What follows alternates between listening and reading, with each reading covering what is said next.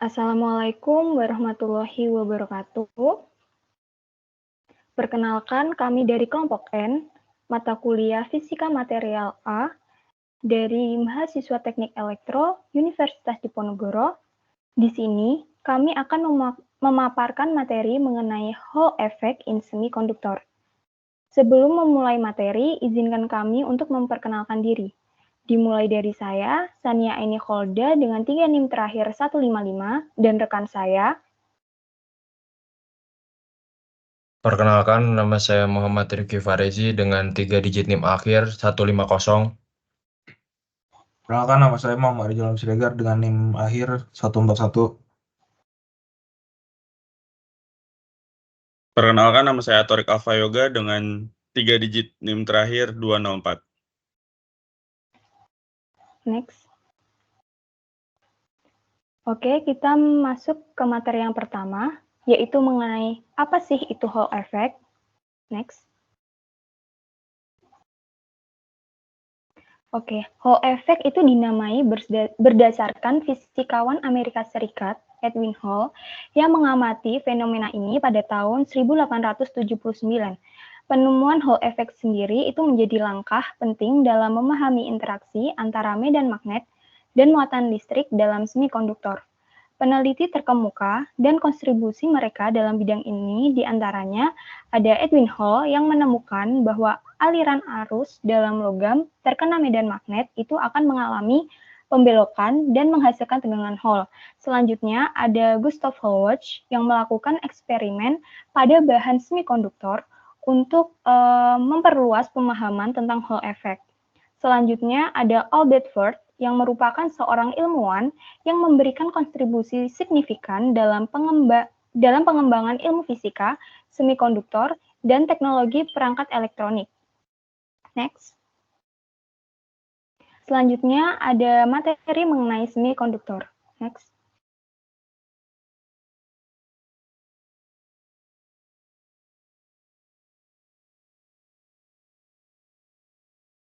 Next.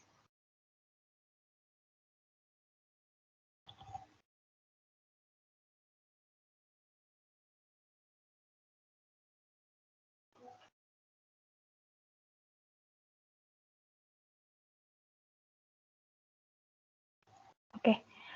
Semikonduktor adalah bahan dengan konduktivitas listrik di antara konduktor dan isolator. Sifat listrik semikonduktor itu dapat diubah melalui pengaruh eksternal seperti suhu atau doping. Materi umum semikonduktor adalah seperti silikon dan germanium. Next. Nah, sifat-sifat semikonduktor itu ada dua, di antaranya yang pertama itu memiliki celah pita energi sempit antara pita valensi dan juga pita konduksi. Selanjutnya itu memiliki muatan pembawa yang memungkinkan penghantaran arus listrik. Next. Nah, jenis-jenis semikonduktor. Semikonduktor sendiri itu memiliki dua jenis, yaitu ada tipe P dan tipe N. Hall effect pada semikonduktor tipe P itu jika medan magnet diterapkan pada suatu semikonduktor tipe P, mayoritas pembawa Hall dan minoritas pembawa elektron bebas akan didorong ke bawah menuju permukaan bawah semikonduktor tipe P. Nah, pada semikonduktor tipe P, elektron bebas itu dapat diabaikan sehingga Hall sebagian besar terakumulasi di permukaan bawah semikonduktor tipe P. Sehingga pada semikonduktor tipe P, permukaan bawah bermuatan positif dan permukaan atas akan bermuatan negatif. Sebagai hasilnya, perbedaan potensial dikembangkan antara permukaan atas dan bawah semikonduktor tipe P. Nah, pada semikonduktor tipe P itu medan listrik terutama dihasilkan karena adanya lubang bermuatan positif. Jadi, tegangan Hall yang dihasilkan dalam semikonduktor tipe P itu adalah positif. Hal ini mengarah pada fakta bahwa medan listrik yang dihasilkan memiliki arah dalam arah Y positif. Nah, selanjutnya ada Hall effect pada semikonduktor tipe N. Jika medan magnet diterapkan pada suatu semikonduktor tipe N, maka elektron bebas dan Hall ini akan didorong ke bawah menuju permukaan bawah semikonduktor tipe N. Nah, elektron bebas ini sebagian besar terakumulasi di permukaan bawah semikonduktor tipe N. Hal ini menghasilkan muatan negatif di permukaan bawah dengan jumlah muatan positif yang sama di permukaan atas. Positif yang sama di permukaan atas. Nah, sehingga pada semikonduktor tipe N, itu permukaan bawah bermuatan negatif dan permukaan atasnya itu akan bermuatan positif. Sebagai hasilnya, perbedaan potensial dikembangkan antara permukaan atas dan bawah semikonduktor tipe N. Pada semikonduktor tipe N, itu medan listrik terutama itu dihasilkan karena elektron bebas yang bermuatan negatif. Jadi, tegangan Hall yang dihasilkan dalam semikonduktor tipe N adalah negatif.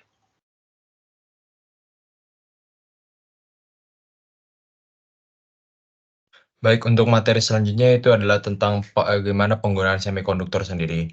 Jadi, penggunaan semikonduktor itu sering digunakan dalam perangkat semikonduktor, khususnya di barang-barang elektronika seperti dioda, transistor, dan juga sirkuit terpadu lainnya. Selanjutnya, semikonduktor itu terbagi menjadi dua, yaitu ada tipe P dan tipe N, di mana tipe P dan tipe N digunakan pada dioda tipe P sampai tipe N juga, di mana memanfaatkan perbedaan polaritas muatan pembawa untuk mengendalikan adanya aliran arus listrik. Selanjutnya, transistor bipolar dan MOSFET adalah juga komponen kunci dalam rangkaian elektronik modern. Next. Selanjutnya itu adalah tentang pengaruh doping di semikonduktor. Jadi doping adalah proses penambahan impuritas ke dalam bahan semikonduktor untuk mengubah sifat listrik, di mana doping tipe P melibatkan penambahan atom dengan muatan positif ke dalam bahan semikonduktor. Sehingga atom doping ini dapat menciptakan lubang yang bertindak sebagai pembawa muatan dalam semikonduktor tipe P. Selanjutnya, doping tipe N melibatkan penambahan atom dengan muatan negatif ke dalam bahan semikonduktor, sehingga atom doping ini menyediakan elektron tambahan yang bertindak sebagai pembawa muatan dalam semikonduktor tipe N. Lalu yang terakhir yaitu adalah doping mempengaruhi konsentrasi pembawa muatan, konduktivitas, dan sifat listrik lainnya dari semikonduktor. Dengan mengatur jenis dan konsentrasi doping, sifat listrik semikonduktor dapat diatur sesuai kebutuhan aplikasi tertentu. Sehingga dengan memahami jenis semikonduktor, sifat-sifatnya, dan pengaruh doping, kita dapat memahami dasar-dasar dari operasi perangkat semikonduktor dan aplikasi mereka dalam teknologi modern lainnya. Boleh di next. Oke, selanjutnya kita akan membahas lebih dalam dari Hall effect sendiri. Next. Oke, yang pertama itu adalah prinsip-prinsip dasar. Dari prinsip dasar dari Hall effect sendiri itu terbagi menjadi tiga, yaitu adalah Hall effect terjadi karena interaksi antara medan magnet dan pembawa muatan dalam semikonduktor. Lalu yang kedua itu adalah ketika medan magnet diterapkan tegak lurus terhadap arus, sehingga terjadi adanya pembawa muatan mengalami defleksi. Lalu yang ketiga adalah pembawa muatan mengalami gaya Lorentz dan bergerak dalam arah tegak lurus terhadap arah arus dan medan magnet, sehingga terjadinya perpindahan muatan dan terbentuknya tegangan Hall sendiri. Boleh di next.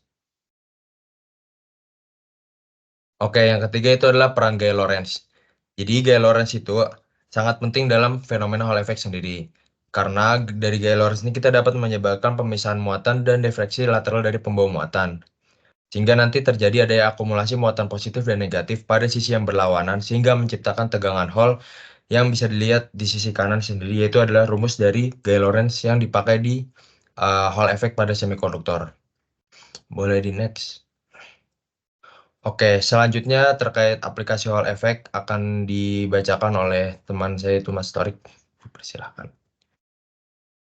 Baik, terima kasih untuk Saudara Rifki. Selanjutnya akan saya jelaskan tentang aplikasi Hall effect. Next. Di mana aplikasi Hall effect tersendiri itu dapat diaplikasikan pada 4 komponen elektronika ya. Yang pertama di sensor arus dan tegangan. Di sensor arus dan tegangan sendiri, efek Hall itu juga digunakan dalam sensor ini, digunakan untuk mengukur arus listrik dengan perisai yang tinggi, tanpa memengaruhi sirkuit yang diukur. Sensor ini banyak digunakan dalam aplikasi industri dan sistem tenaga listrik. Contohnya seperti sistem pengendalian motor, pengukuran daya, dan pemanfaatan arus listrik. Lalu komponen yang kedua ada switch Hall, di mana di switch Hall ini menggunakan Hall effect untuk mendeteksi medan magnet dan mengendalikan arus. Banyak digunakan juga dalam aplikasi seperti deteksi posisi, saklar magnetik, dan juga keamanan. Next. Lalu di komponen keempat, itu ada sensor medan magnet, di mana di sensor medan magnet sendiri menggunakan semikonduktor sebagai elemen sensitif untuk mendeteksi medan magnet. Sensor ini berguna dalam pengukuran kuat dan arah medan magnet seperti pada detektor objek magnetik. Dan di komponen elektronika yang terakhir yaitu ada sensor parkir, di mana sensor parkir sendiri itu mendeteksi perintangan dan juga mengukur jarak antara objek dan kendaraan saat parkir, sehingga memperingatkan pengemudi tepat waktu. Next. Ya, kelebihan dan juga kekurangan dari Hall effect sendiri. Kelebihannya itu ada non-kontak atau tidak adanya kontak fisik antara sensor dengan objek yang diukur, meningkatkan umur pakai dan juga keandalan sensor. Yang kedua, kepekaan yang tinggi. Sensor Hall effect sendiri itu sangatlah sensitif terhadap medan magnet, memberikan pengukuran yang akurat dan juga responsif. Kelebihan yang ketiga yaitu daya rendah atau konsumsi daya yang digunakan itu sangat rendah. Cocok untuk pengukuran jangka panjang tanpa perlu mengganti baterai ataupun menghasilkan panas yang berlebih. Dan kelebihan yang terakhir yaitu linearitas. Respons sensor terhadap medan magnet proporsional secara linear, memudahkan pengolahan data dan kalibrasi sensor.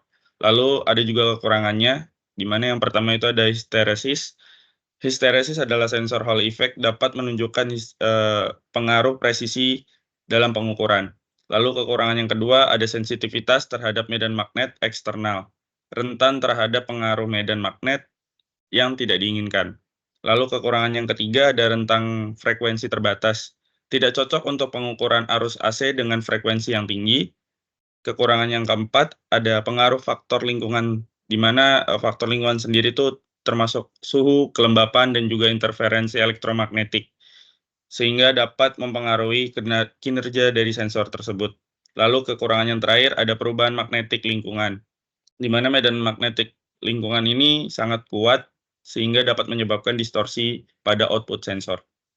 Selanjutnya akan dijelaskan oleh teman saya Muhammad Rijal Siregar. Oke, untuk selanjutnya adalah contoh soal dari buku Principle of Materials and Devices dari Kasop Kasab. Jadi di problem 5.27 itu dijelasin bahwa efek Hall dalam semikonduktor dalam sampel semikonduktor tidak hanya melibatkan konsentrasi elektron dan lubang masing-masing pada N dan P, namun juga mobilitas penyimpangan elektron dan lubang mikro E dan mikro H, di mana coefficient Hall tersebut adalah RH sama dengan P dikurang NB kuadrat per E dikali P tambah NB kuadrat. Nah, oke, jadi pertanyaannya adalah untuk yang poin A, berdasarkan hukum aksi massa Pn sama dengan NI kuadrat, carilah untuk R maksimum, asumsikan bahwa mobilitas drift relatif tidak terpengaruh ketika N berubah, atau karena doping, mengingat mobilitas dari penyimpangan elektron dan lubang mikro E sama dengan 1400 cm kuadrat, dan untuk mikro A sama dengan 450 cm kuadrat.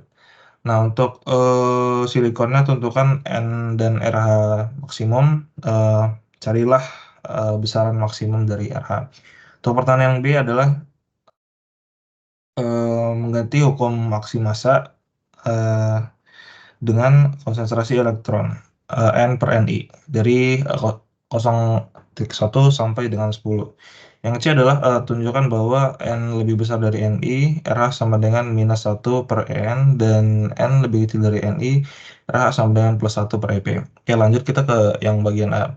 Pertama adalah kita masukkan substitusi dari hukum aksi massa, P sama dengan Ni kuadrat per N, kemudian dimasukkan ke rumus RH yang awal tadi. Nah, di mana didapatlah hasilnya U per V. Jadi U per V ini mewakili pembilang dan penyebut dari urusan tersebut, sehingga masuk ke bagian di mana bilangan prima adalah ukuran terhadap N, artinya U aksen V sama dengan U V aksen sama dengan 0. Untuk dapat mengalihkannya, kita menggabungkan suku dan faktor untuk mendapatkan B pangkat 3 N pangkat 4 dikurang 3N kuadrat B kali 1 tambah B kurang N kuadrat tambah Ni pangkat 4. Kemudian B pangkat 3 X kuadrat ditambah min 3B, 1 tambah B, X tambah 1 sama dengan 0. Di mana X sama dengan N per N kuadrat adalah persamaan kuadrat dalam X. Sehingga X sama dengan N kuadrat per N kuadrat sama dengan 3B dikali 1 tambah B plus minus akar dari 9B kuadrat dikali 1 tambah B kuadrat dikurang 4B pangkat 3 per 2B pangkat 3. Nah, untuk SI sama dengan B sama dengan 3,1 kita mempunyai dua solusi yang bersesuaian dengan N per NI sama dengan 1.1117 atau P per NI sama dengan 11,895. N per NI sama dengan 8,163 atau P per NI sama dengan 1 per 0,163 atau 6,13. Oke, jadi besaran maksimum yang terjadi pada NI sama dengan 1,17, maka masukkan rumus RH dan didapat hasilnya itu sekitar minus 3,23 dikali 10 pangkat 8 kolom per cm kubik. Oke, untuk yang B, mengganti hukum maksimal P sama dengan NI kuadrat per N menggunakan konstelasi elektron yang dinormalisasikan, yaitu yaitu Y sama dengan N per NI kuadrat. Maka kita dapat di sini untuk Z-nya sama dengan RH per 1 per N kali I sama dengan 1 per Y dikurang YB kuadrat per 1 per Y tambah YB kuadrat. Nah, untuk yang C adalah dari bagian B di atas, Y dianggap kecil, yaitu Y sama dengan 0 dan 1 Y besar.